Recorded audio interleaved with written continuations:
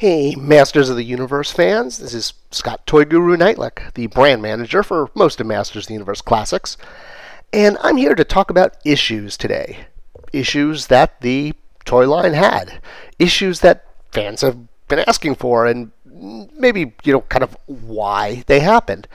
Now, I'm not here to make excuses or provide, like falling on swords, things like that. What I'm really here talking about is the fact that mistakes happen. Mistakes happen in every toy line, in every production line.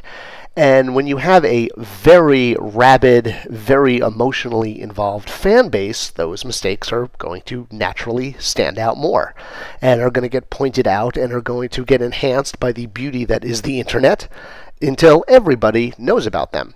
And I'm not saying that's a bad thing. That's a good thing. You want to have a fan base that's that emotionally involved. And a lot of fans over the years have asked me, what's my excuse? What's the rationale? Why did this happen? And a lot of times it was just based on the logistics of producing a line. But I want to try to share from a pure information standpoint why some of those mistakes or errors happened. So here we go. Alright, so obviously, yes, we know how the human body is constructed. We understand that the shoulders are on the left and the right of the head. This isn't something that's a huge mystery, and obviously we have many charts and many diagrams to help us figure this out.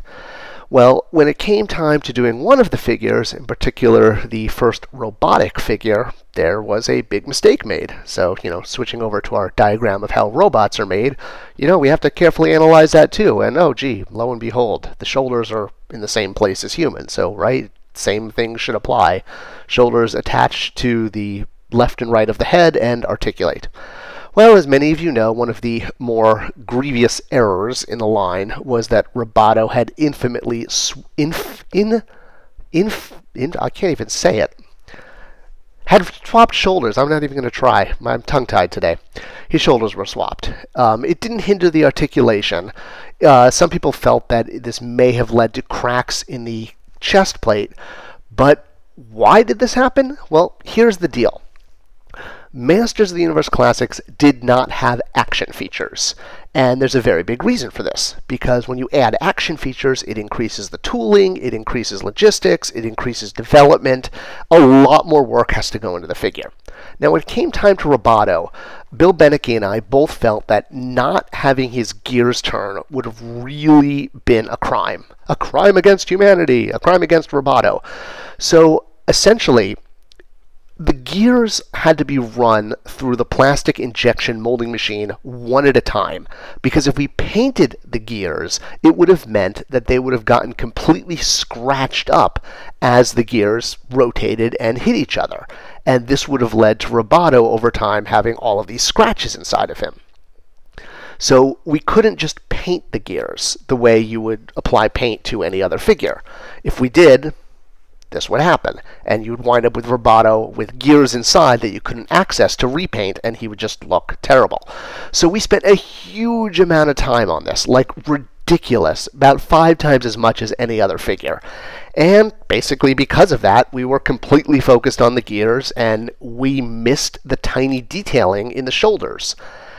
I am not blaming Pixel Dan for this. I had mentioned this after it happened, that Pixel Dan didn't notice this in his review, and all I was saying by that is the details were so small that even the reviewers missed it. I wasn't making an excuse. I was just trying to point out how small the detailing was, and essentially we were distracted trying to make the gears work. And we missed the target. We missed out on the shoulders because of our focus on making the gears work and the fact that the detail was so small. We missed it. Reviewers missed it. Fans eventually noticed it. So, yeah, I wish we could go back and fix it, but it happened. All right, moving on. Well, we probably weren't going to have an elephant in the room unless that elephant became an elephant in the room. And I'm obviously not talking about a costume mask. I'm talking about this guy, Snout Spout. And this was actually very similar to the issue with Roboto, is that we were trying to kind of go above and beyond. We wanted to make the snout articulated and bendable because we thought fans would really enjoy that and would like to have a snout that bent and was articulated. But because of that, over time, there were tears that happened in the snout, and the plastic that was used was breaking. Now, this, again, was not us cheaping out. It really was us going the extra mile. We were putting in more work on this figure, trying to get an extra articulation to work that was not standard, and because of that, it led to problems. Our way of kind of fixing that in the end was doing a plastic version down the line in the 2000X head pack, but obviously that didn't make up for the fact that a lot of people had snout spouts with cracks in the snout and breakage, and, you know, I mean, that's never a good thing. No one wants their figures like that. The reason is similar to Man-at-Arms Mace, which was a little, let's call it flexible and wobbly, was because the snout needed to be in the same tool as his loincloth, and the loincloth needed to be of a certain thickness in order for the legs to move. So again, when you're running things through the plastic injection molding machine, you have to run as few times as possible to keep costs down. So much like Man-at-Arms Mace, the snout spout nose shared a tool with his loincloth, and they were both made of the same material, which is why in time the nose had breakage to it. We weren't able to run it 3 times and have 3 different materials: a loincloth, a body, and a snout. We had to combine the snout and the loincloth into one tool in order to only run 2 tools through the machine.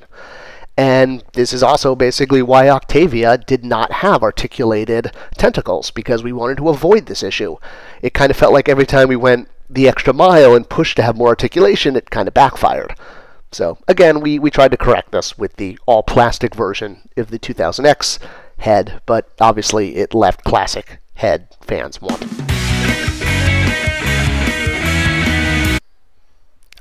Just when we said it would never happen again, and it happened again.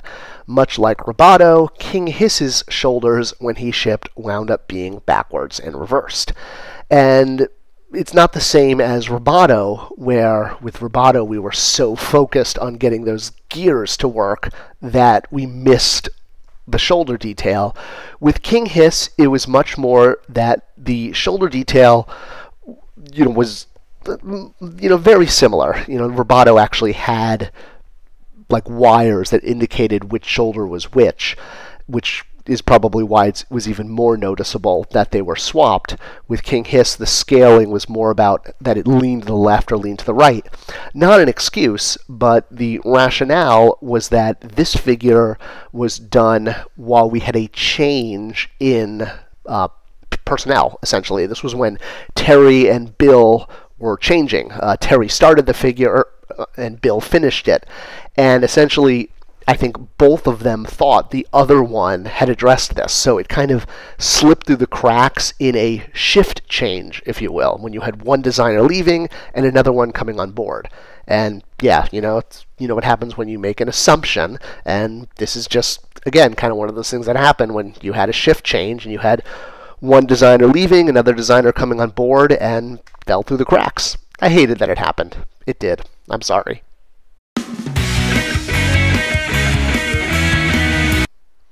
Alright, so from design issues to bio issues, and this one is 1000% on me. In no way was this anyone's fault but mine.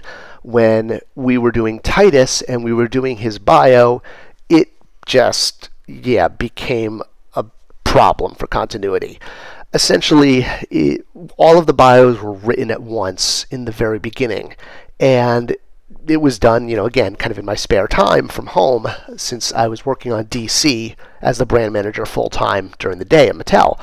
And in the bio, originally, Tytus was killed, and he was thrown into, during the great Preternia battle, and let's just say it was a hot mess. There were problems of when Preternia took place, there were problems of Tytus dying and not dying, and it was just, it led to a whole bunch of continuity errors. And yeah, I mean, is he dead? Is he not dead? I mean, it's not like any other fantasies have this problem, right? It's always crystal clear. Well, yeah, continuity issues aside, the bio was just a whole mess, and I'm glad it's behind me, and we moved on. But if you look at his bio in isolation, it's a mess of continuity.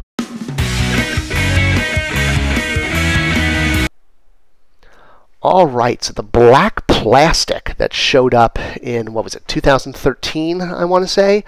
One of the fans asked about this was on a lot of figures that were cast in black plastic. And I think the issue with this, the problem was that when there would be small chipping on these figures, the black would show through more so than if, example, Dragon Blaster Skeletor had been cast in blue. If there were small chipping in the paint, you wouldn't have seen the blue as much, or rather his arm could have just been cast in blue. So why was it cast in black? Well, this was to keep costs down. And no, it was not about keeping profits up. It was about trying to produce the figures for the amount of money that we could maintain the sale price to consumers. We didn't want to bring up the price to like $30 and $40. And we were trying everything we could to find ways to keep costs down. And one of the things engineering did is they changed the base plastic, meaning the plastic that figures are cast in, to a solid black, this being the most neutral color that would work with the most figures that needed to then be painted. The idea was that by casting the figure in one solid color, and in this case they chose black, any figure could be painted, and it will allow us to keep the costs, not again for profit, but to keep the SRP for fans down.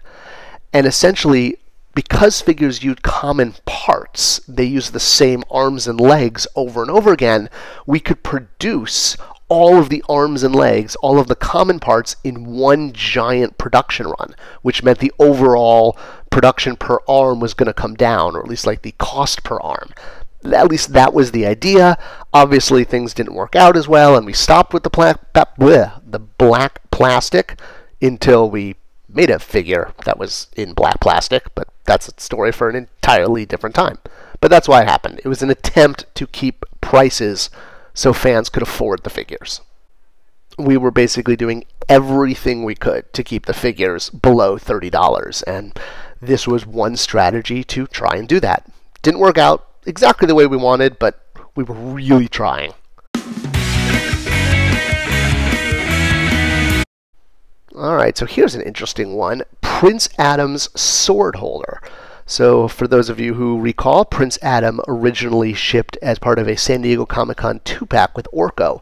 Orko is actually the main figure, and Prince Adam was called out as includes Prince Adam. We'll get to that when we do the Prince Adam video, which probably won't be that far off at this point, since his year is coming up. But Prince Adam, as he was produced, did not have a sword holder in the back of his vest. And fans can still see on the internet, there's plenty of pictures showing the sword holder on the back of the vest, as the Four Horsemen originally created. And the question is, where in the world did this sword holder go? Why didn't it make it into the figure? Was it not possible to do this? Well, I mean, obviously it was possible, because the Adora figure that shipped before Prince Adam, she certainly had a sword holder on the back, and it was essentially constructed and manufactured in the exact same way as Prince Adam's. You can see it here, and her sword of protection just slips right into her back, just the way Prince Adam's power sword was supposed to. Well, where did it go? How did this essential part of the figure just completely disappear and, I don't know, fall into some kind of weird black hole or something? Well, the answer is shipping. When the Horsemen sent the parts for Prince Adam, the tiny little part that was the sword holder got lost in the box. It literally did. It was so small that it just got lost. And literally by the time we realized, looking at the original photos, that there was supposed to be a sword holder, the figure had already been tooled. And it was like, yeah, it kills me. We should have noticed that, but we messed up. What can I say? But he still wound up being a cool figure.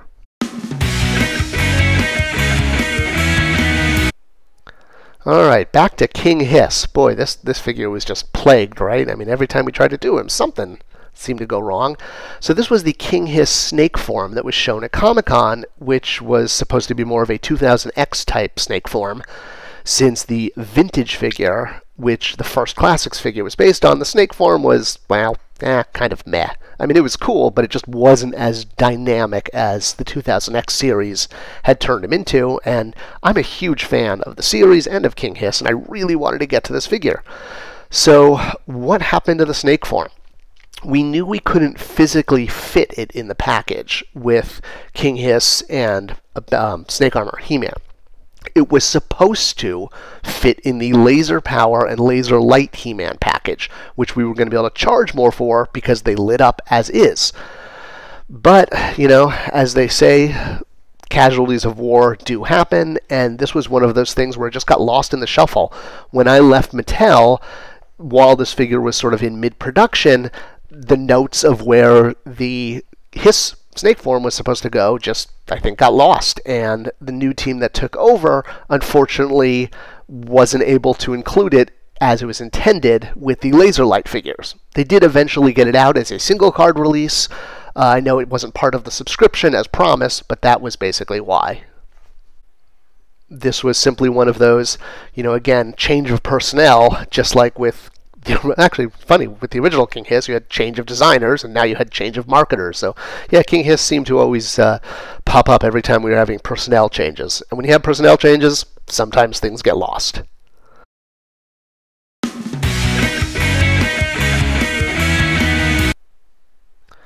So a Whiter Frosta, and no, I don't mean her skin tone. What we mean by that is the color of the white on her outfit.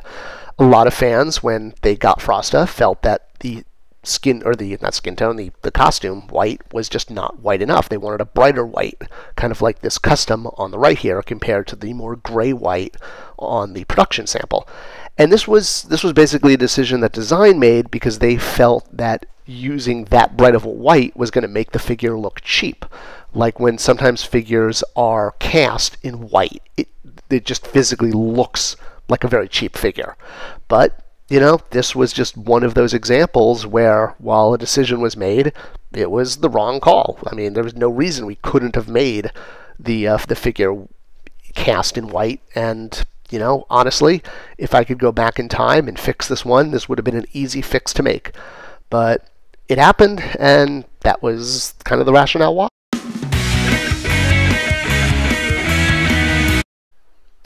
Alright, so this one got covered a little bit in the Green Goddess video that I did recently, but I'll recap it here, as I probably will all of these issues when I get to those specific figures in the director's commentary. And it's to talk about the breakage of the Green Goddess's legs, and why her legs had a tendency to break and fall off the figure. Now, this was obviously, you know, a mistake and was not intentional, and we even had a Green Goddess 2.0 plan for 2016 that unfortunately never happened to kind of make up for this, but it still left a lot of fans without a whole Green Goddess, or at least one that maybe was sitting on the shelf and couldn't be moved, in fear that either the leg was going to break or the leg was already broken and was just kind of propping the figure up.